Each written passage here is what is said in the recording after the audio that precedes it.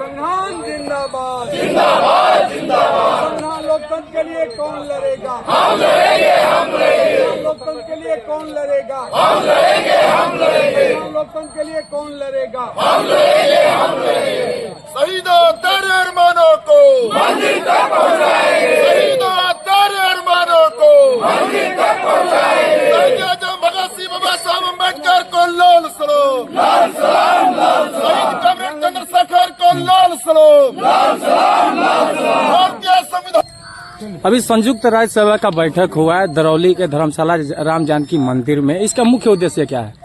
देखिए, पूरे बिहार के खेत मजदूर सभा, खेत एवं ग्रामीण मजदूर सभा और मनरेगा मजदूर सभा दोनों संगठनों की एक संयुक्त बैठक यहाँ 2 दिनों से चली यहाँ के धर्मशाला में। और इस बैठक से हम लोगों ने निर्णय लिया है कि बिहार सबसे गरीब राज्य है और गरीब राज्य में करीब 60% लोग गरीबी रेखा के नीचे जी रहे हैं। लगभग 60% लोगों के पास में भूमि, जमीन, आवास नहीं है।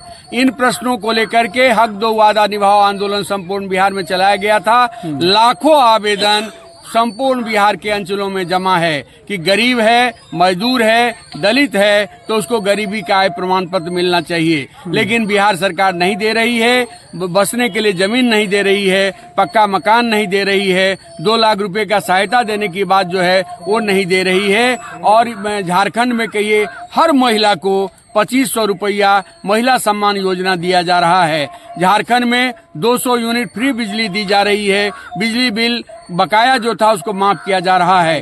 तो इन सारे प्रश्नों को लेकर के हम लोगों ने 2 दिनों तक मंथन किया है। मनरेगा मजदूरी कम से कम 600 रुपया होना चाहिए। भारत सरकार की जो न्यूनतम मजदूरी है अकुशल मजदूरों के लिए वो होना चाहिए। इन सारे प्रश्नों पर हम लोगों ने एक काफी विमर्श किया है, काफी मंथन किया है और हमने बिहार सरकार को 15 दिनों का अल्टीमेटम दिया है कि दलित गरीब मजदूरों को गरीबी का आय प्रमाण पत्र यदि नहीं मिलेगा, बसने के लिए जमीन नहीं मिलेगी, पक्का मकान नहीं मिलेगा, गरीबों का कर्ज माफ नहीं होगा, महिलाओं का कर्ज माफ नहीं होगा, स्मार्ट मीटर वापस नहीं लिया जाएगा तो संपूर्ण बिहार में आंदोलन को तेज किया जाएगा। और संपूर्ण बिहार में आंदोलन को तेज करते हुए मार्च महीना में गांधी मैदान में महाजुटान होगा, बदलो बिहार महाजुटान होगा और उसमें दलित, गरीब, मजदूर, किसान, महिला, छात्र, नौजवान एक बड़ी गोलबंदी के जरिए हम इस बात का ऐलान करेंगे कि भारत गरीब, मजदूर, किसानों का देश है। ये अंबानी अडानी का देश नहीं है।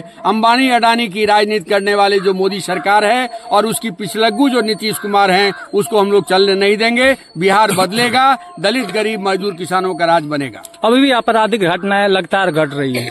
देखिए, बिहार में तो ये बात बिल्कुल सही आपने कही है कि संपूर्ण बिहार में नीतीश कुमार की जो सरकार है वो वेंटिलेटर पर चली गई है और वेंटिलेटर की सरकार में अपराधियों का मनोबल बढ़ा हुआ है, शराब तस्करों का मनोबल बढ़ा हुआ है, माफियाओं का मनोबल बढ़ा हुआ है और कहीं भी अब लोग सुरक्षित नहीं हैं। महिलाएं सड़क पर चल रही हैं, चेन छीन लिया जा रहा है, दुकान को लूट लिया जा रहा है, बाजार में लोग घूमने निकलते हैं और उनकी हत्या कर दी जा रही है। तो चौतरफा एक अपराध में भारी गिरावट है और ये वेंटिलेटर वाली सरकार को बदलना पड़ेगा क्योंकि वेंटिलेटर पर जो सरकार चल रही है उसको 4 बीजेपी के नेता खींच रहा है और 4 जदयू के नेता खींच रहा है और बीच में जनता परेशान हो रही है। इसलिए बदलो बिहार, बदलो सरकार का नारा हमने दिया है और गांधी मैदान में एक महाजुटान होगा और उस महाजुटान से बदलाव का नारा और बुलंद होगा। 200 यूनिट फ्री बिजली कहीं न कहीं देने की भी बात की जा रही है। नहीं, बिल्कुल, ये तो देखिए संपूर्ण देश में ये बात हो रही है।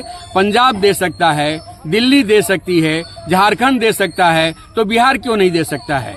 बिहार सबसे गरीब राज्य है, प्रति व्यक्ति आमदनी बिहार में सबसे कम है तो 200 यूनिट फ्री बिजली सबों को मिलना चाहिए। और जो नौकरी करने वाले को छोड़ करके किसानों को, मजदूरों को, दलितों को ये मिलना चाहिए। साथ ही साथ पुराना बकाया माफ होना चाहिए और ये खूनचुस्वा जो स्मार्ट मीटर आया है उसको तो एकदम वापस लेना चाहिए। यदि ये सरकार वापस नहीं लेगी नीतीश कुमार को जाना होगा, ये संकल्प हम लोगों ने लिया। एक जो है बेसिकली एक है सेफ है, मोदी अडानी के लिए लागू हो गया है। मोदी जी ने अडानी को बचाने के लिए नारा दिया था, हिंदुस्तान तो एक समावेशी भारत के पक्ष में है। हम कश्मीर को लेकर भी चिंतित हैं, हम मणिपुर को लेकर भी चिंतित हैं, कटिहार में आदिवासियों पर बुलडोजर चल रहा है उसको लेकर भी हम चिंतित हैं, मुसहरों पर बुलडोजर गया में चल रहा है उसको लेकर के भी हम चिंतित हैं। हम तो एक बेहतर समाज, आधुनिक समाज, बराबरी का समाज, समावेशी समाज बनाना चाहते हैं और बाबा साहब अम्बेडकर का लिखा हुआ जो संविधान है उस संविधान को पूरी मुस्तैदी के साथ भारत में लागू किया जाएगा, तभी भारत आगे बढ़ेगा। अन्यथा ये भारत को कमजोर करने में लगे हुए हैं।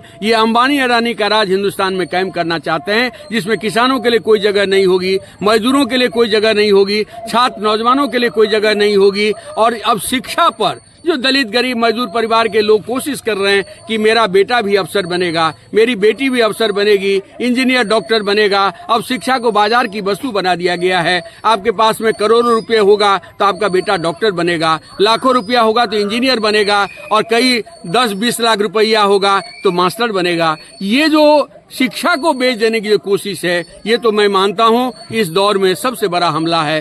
संपूर्ण समाज को एकताबद्ध होकर के इसके खिलाफ मुकम्मल लड़ाई तेज करनी होगी। हम केवल जमीन मजदूरी की लड़ाई नहीं लड़ते हैं, हम तो सम्मान की लड़ाई लड़ते हैं। हम एक बेहतर शिक्षा सबको मिले इसकी लड़ाई लड़ते हैं। और खेत ग्रामस समस्त भारत के गरीबों का संगठन है, मजदूरों का संगठन है, यही भारत के कर्णधार हैं। इनके साथ वादा खिलाफी करने वाली चाहे दिल्ली की सरकार हो चाहे पटना की सरकार हो, वो नहीं चलने देंगे। आप 1650 रुपया में रसोईया से काम लिया जाता है। मैं तो मानता हूँ ये संविधान पर हमला है। मैं तो ये मानता हूँ हर व्यक्ति पर हमला है। जो एक महिला 6 घंटा काम करती है, 7 घंटा काम करती है और दिन भर में आप 50 रुपया जिसको देते हैं, आशा काम कर रही है, रसोईया काम कर रही है, आंगनबाड़ी काम कर रही है, जीविका दीदियां काम कर रही हैं, उनको आप न्यूनतम जीने लायक भी मजदूरी नहीं दे रहे हैं। ये जो मजदूरी का महा घोटाला है, मनरेगा मजदूरों को न्यूनतम जो कानून के मुताबिक जो न्यूनतम मजदूरी मिलनी चाहिए वो नहीं मिल रहा है।